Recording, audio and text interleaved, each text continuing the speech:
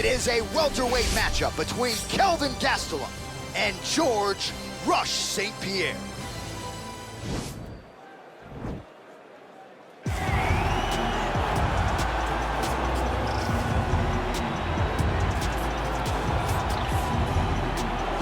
All right, so here's the legend, George St. Pierre, former UFC welterweight champion, former UFC middleweight champion, and DC as one of the most decorated wrestlers on this UFC roster. You got to be pretty amazed at what this man has been able to accomplish without any amateur wrestling credentials to speak of. Yeah, with no background, the guys that he's been in there with and controlled the wrestling exchanges has truly been unbelievable to watch. I was in Canada when he fought Josh Koscheck, and he took Josh Koscheck, who was an NCAA champion, down whenever he needed to. Right. But it was also the striking that made him so dangerous. I remember George St. Pierre had this combination. It was a lead jab, a lead Superman jab, and then a leg kick. Everyone wanted to try and do it, and they say imitation is the greatest form of getting a compliment. We all tried to be George St. Pierre. And he's got more ESPYs than you. He does. He's a man. Well, he is one of the best fighters on this UFC roster, top to bottom, to have never realized a piece of UFC gold. Former Ultimate Fighter winner Kelvin Gastelum, and some of you like to say embrace the grind. He has absolutely embraced it. He's embraced the sprints. Seems to have this champion's mentality, and he'll try to parlay that into another big win here today. And he's going to need that mentality in order to build himself back to where he wants to be. But couple that mentality with the skill that Kelvin Gastelum possesses. He's a fantastic boxer. For a short guy, he does a really good job with his kicks. He's just a full-on mixed martial artist, a young man that has developed that fighting style from the very start. Truly, truly phenomenal fighter, a great ambassador for the sport. Kelvin Gastelum has it all. And maybe his best skill is something you can't quantify, his heart. He's got so much heart. He's got so much heart. Ladies and gentlemen, this fight is 3 rounds in the UFC welterweight division. Introducing first, fighting out of the blue corner. This man is a mixed martial artist, holding a professional record of 26 wins, 2 losses. He stands 5 feet 10 inches tall, weighing in at 170 pounds.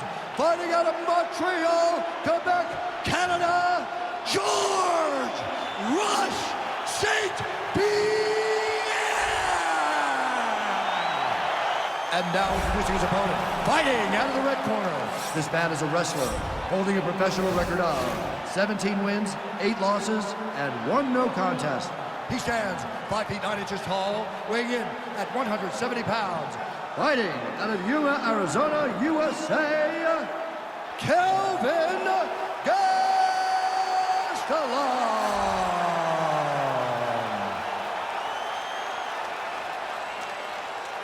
And when the action begins, our referee in charge, Yves Lavigne. The veteran Yves Lavigne draws the assignment here. You ready?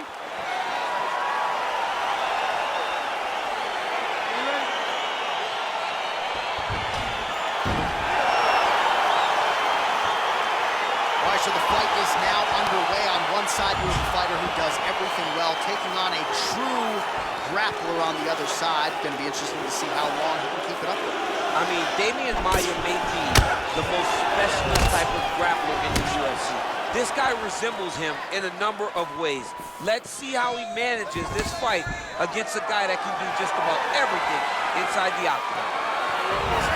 All right, here we go, early round 1. We talk about wrestling being a great equalizer in MMA, but length and reach is another one. He's got a great jab. We'll see if he can employ it tonight. You have got to be born with it, right? You don't get taller. When you're a tall guy, you have to understand, make your skill set match your physical abilities. And this guy has done this tremendously. All right, so good ground and pound by him here, certainly staying busy, and not just busy, but effective. You can just throw punches to keep the referee off you. This guy is throwing punches to be effective, to throw damaging strikes. He's doing a fantastic job. All right, well, both fighters pretty comfortable on the ground, DC, but you got to be very careful hanging out here for too long if you're his opponent. 2 minutes have expired here in our opening round. Oh, big combination of ground and pound strikes here, DC. This could be the beginning of the end. I mean, you got to be very careful when you take these big ground and pound strikes. You need a controlled posture on the bottom. And if you're the top guy, the guy that's looking to finish, continue to gain posture and rain down big strikes on your opponent. Man, this is some serious ground and pound. He's trying to put this dude's head, like, through the canvas. He's one of the better ground and pound fighters we have in the entire UFC, and you're seeing why. Well, you got to be working off of your back. He's certainly doing so here. Nice punch. Well, you know, I don't like the gi very much, but I have an appreciation and a healthy one for these type of transitions. You can tell he's been in the gi at some point in his life with the way that he moves so freely. I'm skipping jiu-jitsu next week, too. Big punch lands through the middle.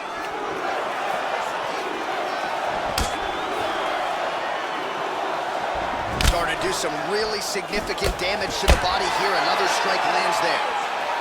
He's throwing every part of himself into these big leg kicks. Mixing it up beautifully. Hook shots to the body, the weapon now. Now he's got the Muay Thai plum. Takedown defense holds up. Oh, that's a good right hand. Hip tosses him to the mat. Now we'll see what he can do from here, DC. Right into side control. He's going to try to control him, then find a submission.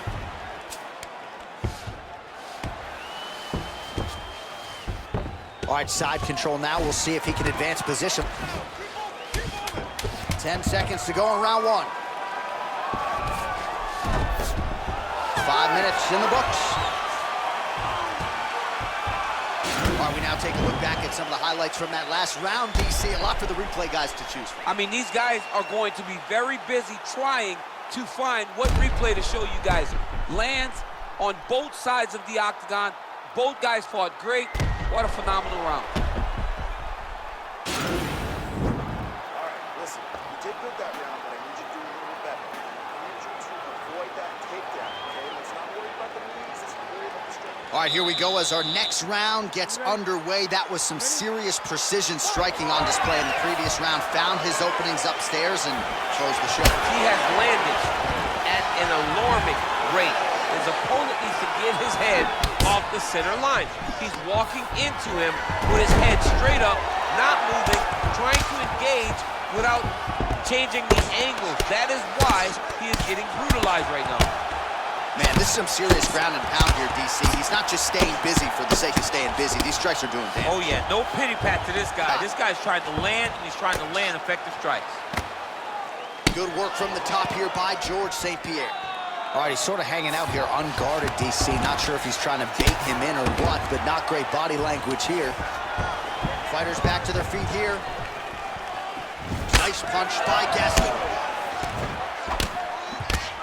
Oh, continuing to work the body to great effect.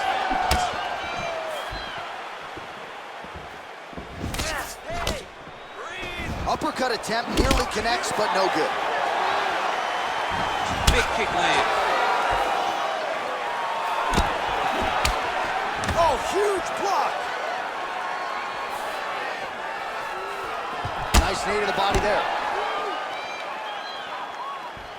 GSP goes for the takedown and misses.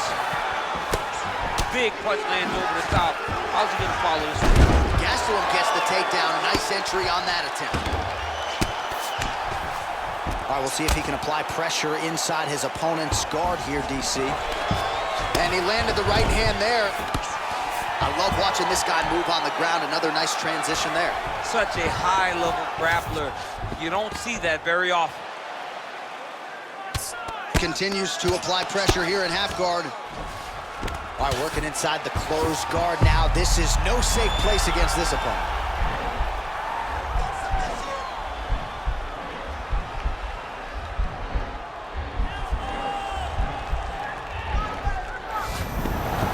Now he's okay. Now he can escape. Well, pretty good work off of the bottom here by George St. Pierre. Oh, the ground and pound strikes continue to rain down. The opponent better move out of harm's way or the referee's going to stop this. He better start to move. And when his opponent starts to posture, he needs to put his feet on the hip, push him away to try to escape this very, very dangerous position. Oh, nice work from the bottom. Tags him with the punch. Gastelum's got the full mount. All right, so inside the open guard of his opponent. You got to be careful playing around for too long here on the ground with this guy. All right, we'll see if he postures up and can get some of his ground strikes going here.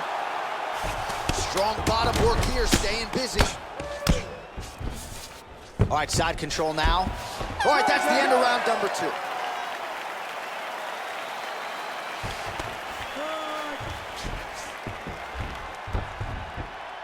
All right, let's take a look back at some of the replays from that last round. Unbelievable to see these high-level competitors get in each other's face, tuck their chin, bite down on the mouth guard, and just let it all hang out over the course of 5 minutes.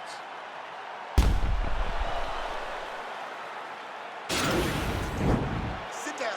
Listen to me. You are losing this fight, okay? Your wrestling will win you this fight. You're going to go out. And we are back for our third and final round. And he connects with a punch there. We'll see if there's more where that came from. Boxing, boxing, boxing. There's the leg kick. That one checked by Gastelum. Right hand upstairs. Powerful leg kick land.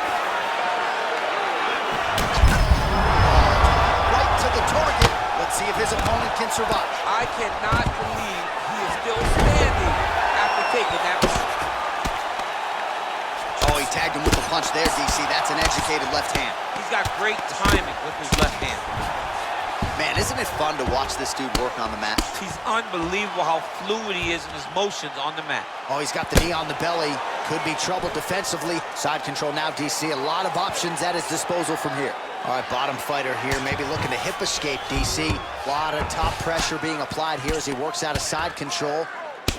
St. Pierre's lower jaw now starting to show signs of swelling. All right, north-south position now, DC. We'll see how he chooses to advance from here. Oh, he's got the ground and pound going now. He's putting him in exactly the positions he needs to be in right now. He's able to relax here, and he understands, being a veteran of so many fights, that as long as he's on top, he's winning. He feels like he's winning here. Gastelum's has got full mount now. Oh, the ground and pound is there. All right, he's very comfortable fighting off his back, DC. Now looks like he's trying to hip escape. Yeah, he's trying to hip escape or maybe look for a Kimura here. Now trying to hip escape. He's just trying to move out of this position off the bottom.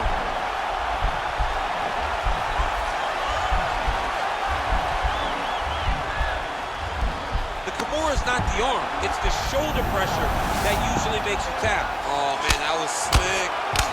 Well, the ground and pound has been on point tonight. Good work here by Gastelum. Right hand on point.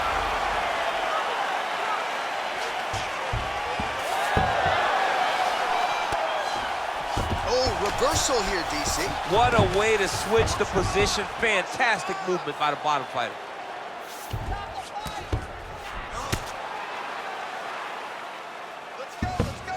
All right, so he's sort of turtled up here. Not great body language. Perhaps he's trying to bait him in a little bit.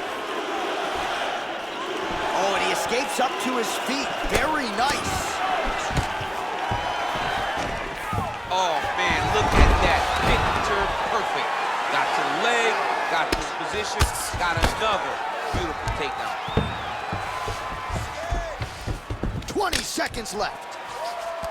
He jumps on a headlock. We call this in wrestling just a headlock. And if you're not careful, you can get stuck in an arm triangle. Watch triangle, watch triangle. He needs to push the arm to the side. Get his head against the back. Now watch, as he goes to the finish, watch his chest go to the mat. He goes flat, all weight to his opponent. Well, don't leave it in the judge's hands. A little bit easier said than done. Competitive, close fight. You got to lean either way. I mean, it is horrible when you walk back to the center of the octagon not knowing exactly who won the fight. I thought he won a lot of the striking exchanges, but it wasn't very clear. So it'll be interesting to see who gets the decision. We'll see how the judges Ladies saw and it. gentlemen, Here is after Bruce 3 Buffer. rounds, we go to the judges' scorecards for a decision. Judge 1 scores the contest 29-28, St. Pierre. Judge 2 scores it 30-27, Gastelum. And Judge 3 scores it 29-28, declared the winner by split decision, George Rush St. Pierre. All right, so there it is. 2 of the 3 judges saw it his way. He gets it done by split decision. You've never won a split decision in your career. Oh, I've won a split decision. Alexander Gustafsson and I went to a split decision. Right after the first scorecard was read in his way, I almost panicked because I was like, oh my goodness, it's over. So I understand exactly what these two guys are feeling when they went to the center of the octagon.